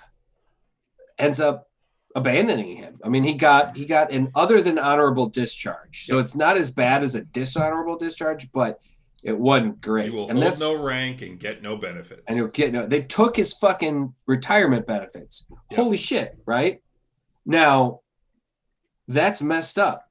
I think an honorable discharge would have probably been. The thing is, they were trying to save face. They were. They're like, basically they were saying, it's only because of your exemplary record that you're not going to prison. Right. I mean, I think like jail time would have been understandable because of what he did, but I mean, doing the kind of doing the dishonor or doing the other than honorable discharge, I was kind of like, ooh, that's like rubbing salt in the wound right there, I think he would have preferred to gone to Leavenworth for 5 years, or whatever. Because you also got to consider this guy that he did kill was part of a team trying to kill him. They were terrorists, on some level, but he did still kill an unarmed man, trying to. So it's committed a crime, and he's got himself believing that that's who killed Lamar, and it wasn't. Right, he keeps telling people that that's who killed Lamar. No, it wasn't. No, it wasn't, dude. And so anyway, it's a difficult situation, but at the very least, the points that John was making were very valid. That was, I mean, they asked him to step into an extremely difficult role, and they was pretty much put him in the suit, gave him the shield, and went, okay, here's your partner. Yeah, now go do your thing. This guy had no experience being a superhero. He had no experience being, and then he doses himself with the super soldier serum. That's a whole nother kind of like situation there. Don't get me wrong. I do think the guy fucked up, and I think he should have been probably punished.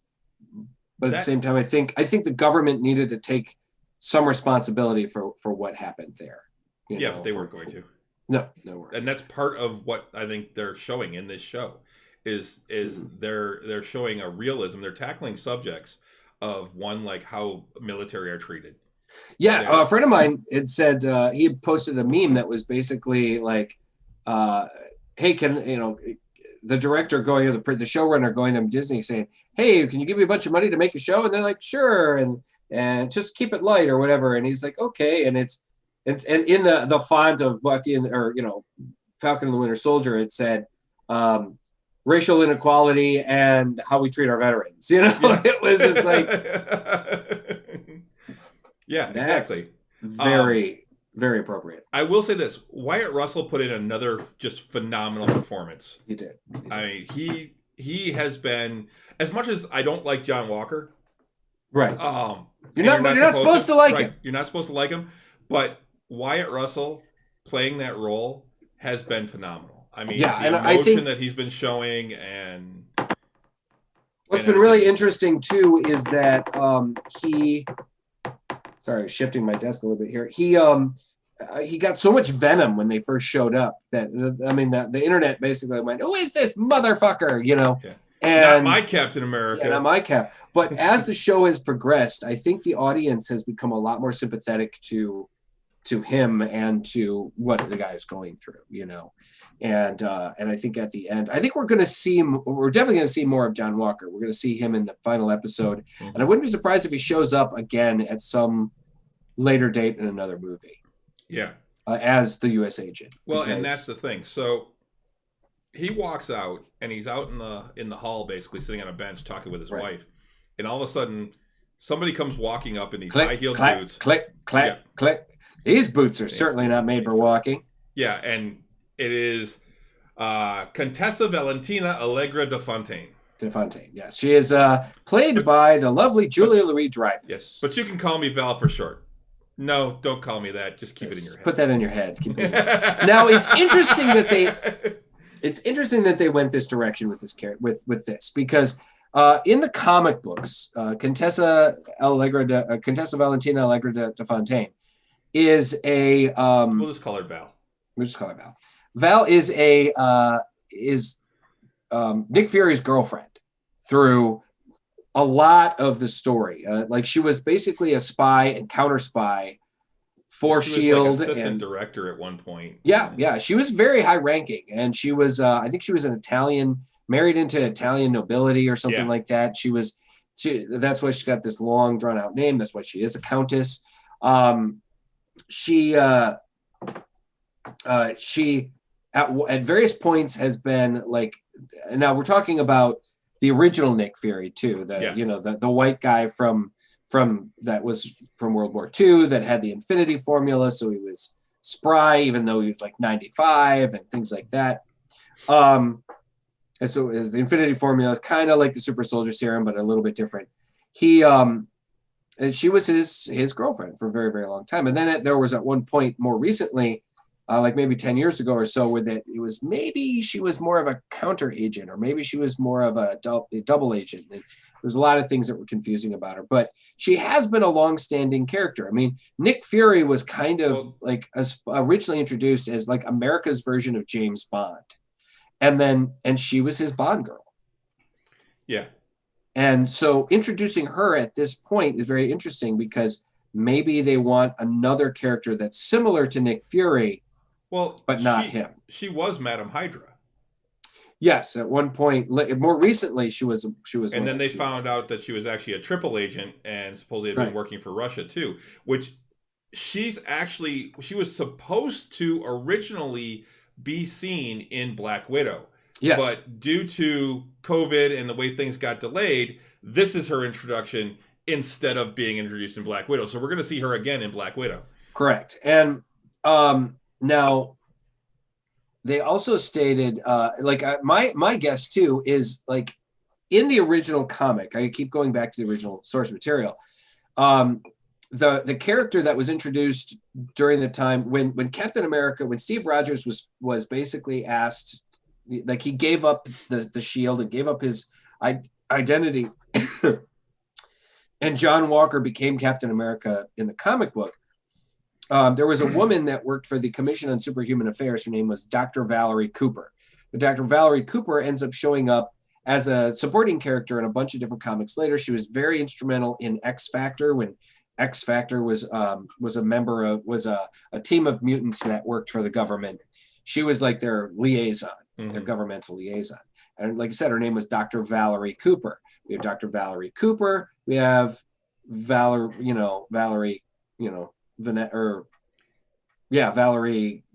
Contessa. Valentina, that's what it is. Valentina. Allegra de Fontaine. So we have two Vals, and it looks to me that they kind of supplanted Valerie Cooper with Valentina, and kind of so that she's going to kind of take on the same role. Now, I loved the interaction too, because it was very Julia Louis-Dreyfus. That was very her. I'm going to be a badass.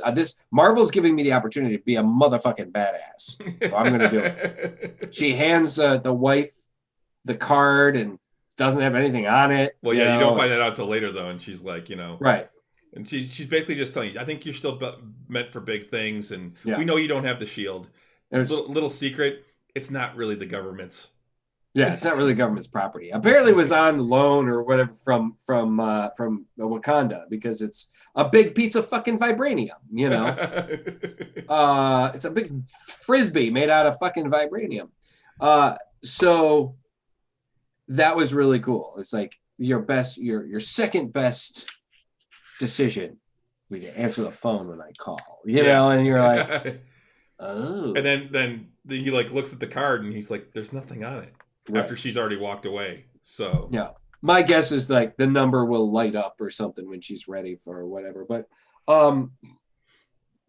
my guess also is that we're going to see him now operating, because she also said something like, "You've got the super soldier serum." We know about that. We know about that. We're not going to let. Yeah. They're not going to let you just. That's the thing. He's a super soldier. Somebody. You've become very valuable. Right. That's what she said. And yeah, so part of what they probably did too is that they made him look, the government might have gone so far as to kind of discredit him and make him look bad, so that then they can go, okay, we're going to use you in a different capacity now. Now, the theories I'm seeing now are actually that Sharon Carter is not the power broker. Contessa Valentina is. Oh. That she's actually the power broker and that Sharon Carter's working for her. Okay. Because one of the other things that Val did in the comics was she had her all-female squad of secret agents. That's what did Sharon Carter did? No, Val did. Val was the head of that, and Sharon was part of that group. Oh, yeah. Now Sharon Carter has a different group, the Lady Liberators or something like that. In the Captain America comics, there's a big group of basically female agents that are all part of. Which, on a side note, I was going to talk about this last week and I didn't get a chance. I don't think. But the theory of why Sharon Carter was the power broker is, if you watch in movies, you can tell who the bad guys are by what phone they use, what cell phone they use. Oh. Apple doesn't allow bad guys to use their phones. It's actually Rian Johnson, I guess, is the one that revealed this. And if you watch any movie, anyone that's a bad guy will be using an Android phone. The good guys use Apple. That's so fucking ridiculous. And Sharon Carter has an Android phone. She's not using an Apple. So that was one fan's theory on why she was the power broker. And now she may not be the power broker, but she's definitely, I think, working for the power broker. Okay. So I got a little article here. It does say that Falcon and Winter Soldier's Valentina will impact the MCU sooner rather than later. And that sounds just like the beginning. Val, played by comedy legend Julia Louis-Dreyfus, no less, reaching out to John Walker with a blank business card and a promise that she'll be in touch. There's every reason to believe the Contessa is setting the scene for her own superpowered supergroup. Yep. So what was next? That was all the notes I had. I stopped taking notes. Well, then we got into some of the more personal stuff between Sam and his family. That's right. We went down to like Louisiana at that point. Mm-hmm. Didn't we? Yeah, he went back together to get back with his family, and the sister was basically saying, we can't sell the boat. It's unsellable. It needs so much work. Was that before? That was before he went to go see Isaiah again, right? Actually, no. I think he went and saw Isaiah first. So he went and saw Isaiah Bradley. You're right. Thank you for reminding me of that. And he's got the shield with him, and he talks to Eli. He talks to Isaiah's nephew or grandson, future young Avenger, right? Future Patriot. And he said, he asked him, is he going back? And then they talk, and yeah, I'll be back there. And goes, I know you will. And they go back there, and he basically now talks to Isaiah. Isaiah basically he's got tells the him shield the with him story. too. Hey, and he's like, leave it in the bag, leave it covered up, because he doesn't want to see it. He's completely and totally disillusioned by America, and he has every reason. Every right and reason to do so. Yeah. So, and Isaiah, and this is where they're really hitting on another topic that they're of the way that black soldiers were treated. Right. Yeah. It's not just racial inequality. It's not just how our veterans are treated. It's how the racial inequality of soldiers were treated, you know? So, and especially then Isaiah, with like the Tuskegee experiments, Tuskegee and stuff. Yeah.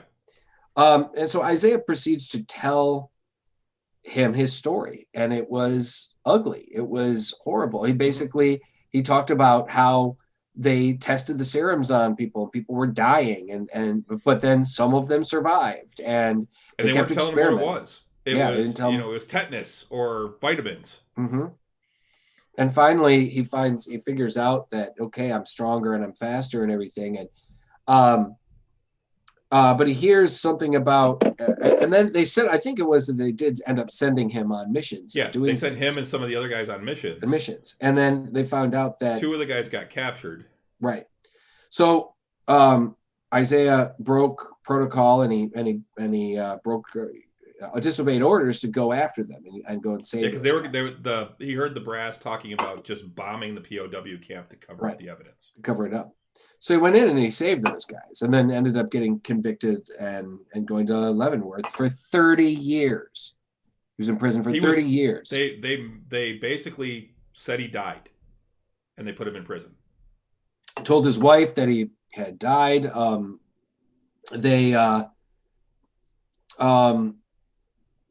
then they and it wasn't even that they put him in prison for 30 years. It was that's how long he was in. They didn't have a sentence. He was dead. Right. And he what was it? Oh, and then a nurse took pity on him apparently, and faked his death. Faked him to like that he had died or whatever, and got him out. Yep. And gave him all of the letters that his wife had written that they had never let him have, and right. And so he was able to finally, find out his wife who had died while he was in prison. Right. Exactly. Thinking he was dead. My question is did he father the children, his children, after he got out of prison from with another wife or whatever? I think it was before. Okay. So, but at the very least, at some point, he did like pass on his genetic gift, his super soldier serum to his children and to his grandchildren. So, we'll see that. That should be interesting. I mean, how that plays out. But it was pretty intense. It was pretty intense. I think that's one of those things why this episode was also very, very, very powerful, because it needed to be expressed to that part of the Marvel universe, that darker part of the government and the Marvel universe. And part of the whole thing was the title of the episode was Truth, which Isaiah's story was told in Truth, Red, White, and Black. Yes, correct. That's where they introduced the story. That's where they introduced the character of Isaiah, and it's a very powerful book. I loved that series. It was amazing, and introducing that character, and then later utilizing, thankfully, other art writers and whatnot have utilized that lore that they had created. It was really great. But it was a very intense and emotional scene. It made Sam think a lot about what he was going to do. It's one of the things. It kind of opened Sam's eyes about the way the world really is, not the way he wants to see it. Yeah, and what his role needs to be, because he did say something like what self-respecting black man would. Yeah, no self-respecting black man would put on that uniform. Would put on that uniform or use that shield. Yeah, well, he said they will never allow a black man to be Captain America, and no self-respecting black man would ever put on that uniform. Yeah, that's what it was. And so then you're like, well, how is he going to react to that? What's he going to do at that point? So it was really a powerful scene. So then we see Sam go back home, and he talks to his sister, and the boat's got kind of unsellable. So then Sam's kind of like, you know what? How many people did our family help over the years? How many favors are owed to mom Who and do you dad? think still owes mom and dad favors? There's just like everybody really. And he's like, well, it's time to call in those favors. So he basically starts making phone calls to the community, and the community then starts to rise up and help, Mm-hmm. which was really, really great. We also, before we got to little bits from everyone makes a lot. right now, before we get to that too, we also had a point where Bucky meets up with Zemo at the Sokovian the Sokovian monument, and you see Zemo in that moment where you're kind of like, wow, I get it, and I'm surprised. I was thinking, the guy would have, I figured the guy would rabbit, that he'd just be like, he'd disappear into some, very well furnished hole somewhere, and you wouldn't see him until he was ready to be a villain again. And yet there he is. It's just like, you're late. I was waiting for you, and so then the two of them have a fairly long, conversation and confrontation about what Sam or what Bucky needs to do, and what needs to happen, and it looks like Bucky's going to kill him. He's got a gun, and he got a gun. He holds it up right to his face, and Zemo just accepts it. Doesn't flinch, doesn't blink. I was like, all right, props to him. The guy's tough as nails, man. And then he pulls the trigger and nothing. And then you see Bucky just drop the bullets, and you're like, wow, all right, well, that was powerful too. Nothing like a flair for the dramatic, Yeah. That's Bucky.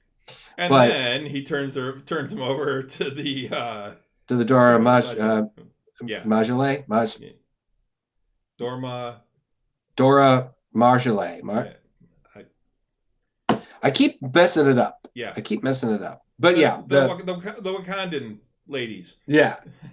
And she says to him, Oja, I think Oja or Ojo, she says to him, she goes, we'll take him to the raft and he'll spend the rest of his life there. And which is cool because the raft is like the high security prison for superhumans. And that's the thing. This is more even leaning. That was introduced in Winter Soldier. So yeah. And it's really starting. They're really starting to. There's been lots of rumors about it, and they're really starting to get it set up so that I think we're going to see a Thunderbolts movie. Yes, that's what some people are. Some people are guessing that what Contessa Valentina Allegra de Fontaine is going to, and I kind of like saying the whole name, that she's trying to build is a Thunderbolts team. So we might see Zemo, we might see Agent, U.S. Agent, and whoever else, maybe the Abomination, who knows, and other villains we might have established, maybe the Vulture, who knows, in the Thunderbolts. So now, honestly, if they do have Zemo in the Thunderbolts, I'd like that would be pretty cool because that would be, Zemo started the Thunderbolts, so it would be really cool. Was it him? I thought it was what's his name, General. Nope, Zemo was one of the original Thunderbolts. When he took a bunch of supervillains, dressed them up as superheroes, and as new superheroes, and convinced the public that they were the next new superhero group. It was Citizen V. Okay. Because I thought it was the guy from Hulk, the general or whatever, or the colonel. No, that was later. I think the Red Hulk did have a version of the Thunderbolts at one point. Yes, he did. He did. Was he the Red Hulk? Yeah, Thunderbolt Ross was the Red Hulk. Oh, I didn't know that. Yep, that's who it is. Thunderbolt Ross. Or Rulk, as they called him for a while. I hated that. So then we go back, and that was the thing at the end, right before she the Dora Majale leave, she says to him, she's like, make yourself kind of scarce in Wakanda for a while, White Wolf. White Wolf, yeah. Wolf. And he was like, hey, I got one more favor to ask of you. And so then you see to get back to Louisiana, you see Yeah. Bucky shows up, and at this point, a lot of the animosity is gone. Well, and what's funny is you don't know that he shows up. They're back to everyone's showing up with all the parts that they need for the boat, and like there's a big Right. like engine manifold on the back of the back of the truck. And he's like, "Well, that's awesome, thanks a lot. Now, how are we gonna get it off the truck?" And you just see it lift up, and Yeah, you see as this person turns, it's Bucky holding it, just carrying it, lifting it up like over his head, just drops it on the ground. yeah. He's like, "You're welcome." Yeah, and then and that's evidence too that it's not just his arm that's strong. He'd have to be physically strong, because the physics doesn't work out that way. Mm-hmm. It's still a fucking heavy thing. It doesn't matter if you've got a mechanical, a cybernetic arm that'll do the lifting. Your body is gonna collapse under that weight. He shows up and he's got a box from Wakanda. And he's like, "Here, this is a gift." And the entire episode, I'm thinking to myself, "What's in that box? It's got to be a new set of wings. It's got to be a new set of wings." And but we don't see, and it's like he doesn't open, and then you go through the process of him and Bucky talking, and there's a lot of heartfelt stuff. Yeah, I watched the Nerdist thing, and you saying the whole "what's in the box," they like the after show thing, and they made a joke about it's not Pepper Potts' head. No, it's not Pepper Potts' head. That would just be weird. Yeah, and you're right, CD. There were a lot of montages. The whole fixing the boat montage. So then there's the building the boat montage, because you want some help, and and then he and Bucky are practicing with the shield, and before that, Sam's sister walks up. Right, and he's "Hi, I'm Bucky." And then Sam's just looking like, he's like, no, this ain't happening. Well, and then later he's like, well, I got my flight tomorrow. I'm just gonna get a hotel. I got a hotel room. Blah blah. He's like, no, man, you can stay here. You can sleep on the couch. Just don't flirt with my sister. If you flirt with my sister again, I'll have so and so chop you up. Carlos chop you up and feed you the fish. All right. But yeah, so then you see them. So you see them trying to fix the engine, and then you also see them practicing with the shield and discussing. They're basically playing catch. They are, yeah. They're throwing it, ting, ting, ting, Kong. Yeah. Ting, ting, ting, Kong. And I'm like thinking to myself, man, it gotta hurt. Catching that fucking thing, because it's like the vibranium absorbs the kinetic force and whatever, but this shit's gotta hurt, man. You gotta catch that big metal fucking thing, and you better make sure you catch it right. That's it, because then you do see him. At first, he looks like he's doing fine when Bucky's there, but when you see him practicing by himself. But if you look, they're just kind of throwing it like a fucking frisbee. They're just like casually throwing it, and they're bouncing it off of. Yeah, bouncing it off one tree and like bang, bang, bang, bang. But still, it's not like they're really all out throwing it like he is in his training montage. Right, you're seeing him running, you're seeing him training and getting. Making sure in that scene, in that montage, I was waiting for the 80s music to start pumping in, and they're like "Eye of the Tiger" or "You're the best around." Yeah, nothing's ever gonna keep you down. Yeah, that would be. I was waiting for that. And CD just went around. Good one, dude. And so and then you see him basically practicing with the giant frisbee, and dang dang, dang dang, and then there's like shit, and he ducks, or he'll miss right back in his head, and he's like, whoa. Because that's the thing, man. You throw that thing the right way, it will take off somebody's head, man. It's like it was one of the things we discussed. It's like once John Walker took the soldier serum, he was using that shield a lot more effectively, because it kind of takes somebody either extremely well trained with it or maybe extra strong to really utilize it well. But so you see him running, and he actually makes a comment too to one of his nephews as he runs by, and he says like all day or something like that, which is what Steve said to him. Yeah. So I can do this all day. I can do this all day. That's what he used to say all the time. You know, Yeah. He's like, fighting, I can do this all day. But still not as strong as Super Soldier, no matter how many hit routine shield montages he does. You're right, Yeah. man. He's still not as strong. But yeah, so we had the boat fixing montage, we had the training montage, yeah, and all that, and then at the end we get to him opening the case finally. And of course, we don't see it. I was expecting like the golden glow from like Pulp Fiction. From Pulp Fiction, yeah. My guess, once again, because Sam isn't going to forego his wings. He's not going to stop using the wings, and he doesn't even in the comics when he becomes Captain America.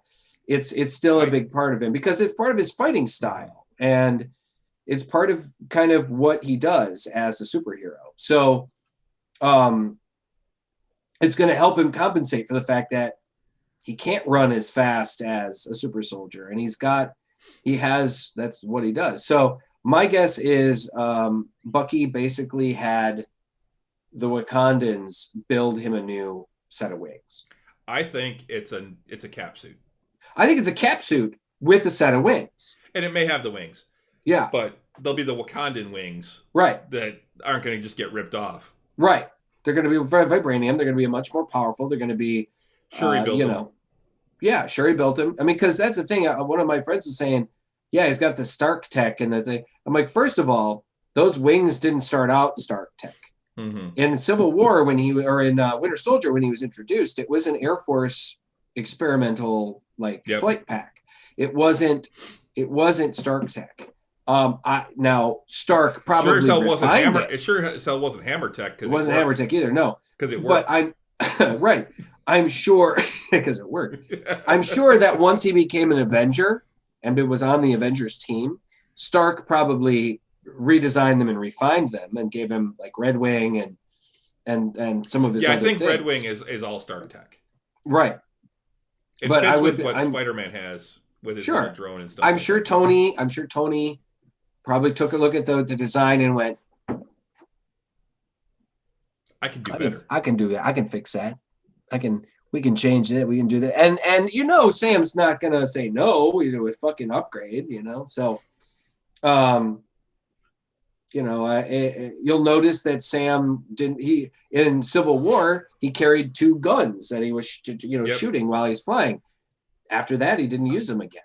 He had other weaponry and stuff that was like I said, like part of Red Wing and everything else. So the episode ends on him opening the case and us all going, what is it? And then we have some credits, and then we have our first post-credit scene or mid-credit scene. And you see basically John Walker, whose arm is apparently better now, and he is making a shield. Well, with the super soldier serum, I'm sure he heals fast. Oh yeah, heals much faster. And he's making a shield. And he's taking his metals, and it's looking like he's riveting his metals onto the shield. I hated this scene though, because they show him like really horribly welding it for one. And then they show it in pieces again, and he's painting it when it wasn't painted when he was putting it together with horrible welding techniques, and it was not edited well. No. I think it was more of he was spray painting it. It's more of a kind of maybe an afterthought, or something like that. I don't think they put as much thought into like the process, and maybe John Walker isn't a big, maybe it does now that knowledgeable about welding, who knows? Well, yeah, but still, he spray painted it. Well, they show him welding it together, and then it's in pieces, and he's spray painting it afterwards. Mm-hmm. So I see. Okay, that was really part of it. I don't care if he puts it together like shit. It's the fact that it was being put together and without paint, and then it was all of a sudden being painted in pieces. Right. After it was put together in paint, or without paint. Right. Well, I don't know, man. I mean, it was another one of those clues that makes me go, oh yeah, he'll be back. Oh yeah. Well, he's supposed to be back in the next episode. Well, yeah, I mean, he'll be back in the next episode, but I think we'll see him again in further. We'll see him later on down the road in something else. I think he'll show up on Sorry. in some other movie. The other thing that we didn't talk about, and we're already at 2 hours, so we got to quick hurry up. But we do get to Carly and her Flag Smashers, who are now in New York. Right. Yeah, I forgot about that. And it was funny too. They're with the Leaper.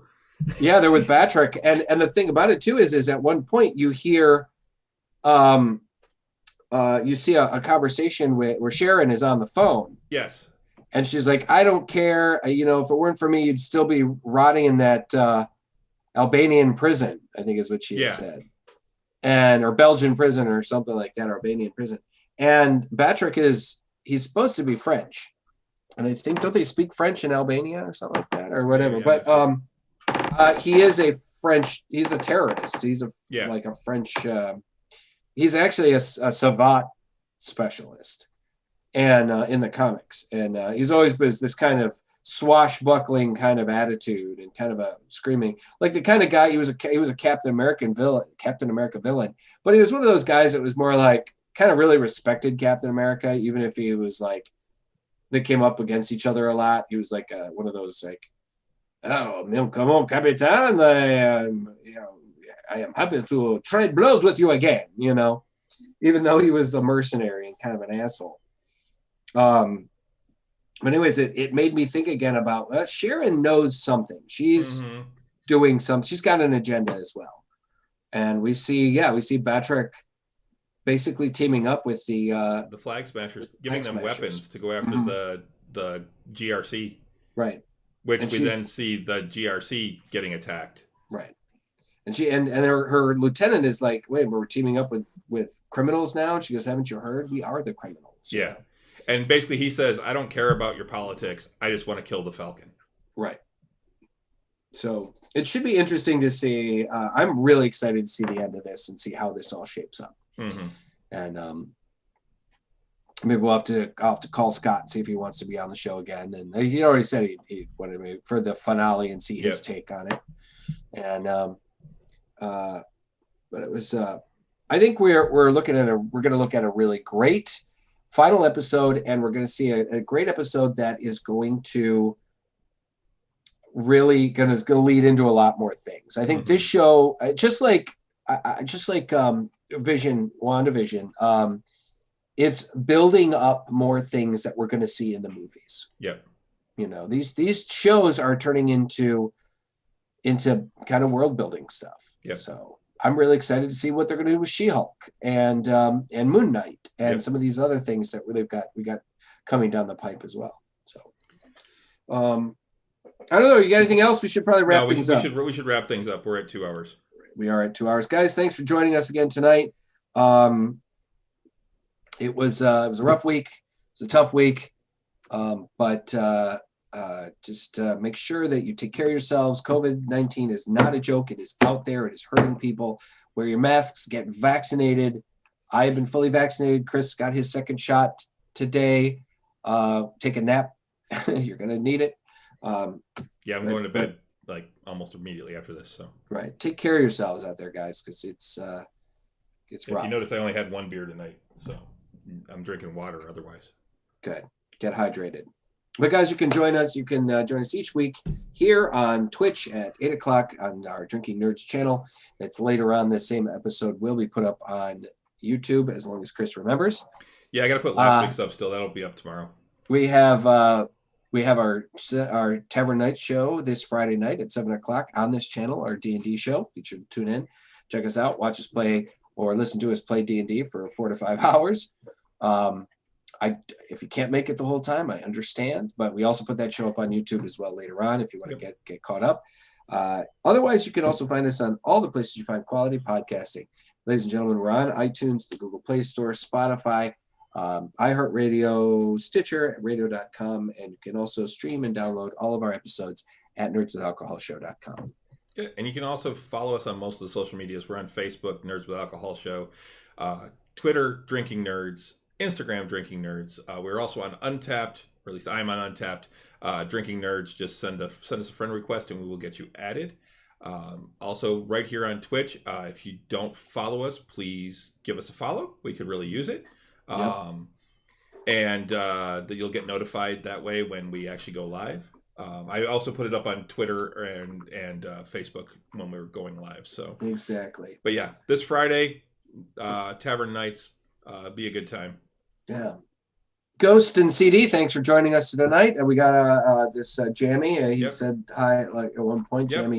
Jammy Bastard, welcome to the show. Hopefully you're a follower. Yeah. So I think on that note.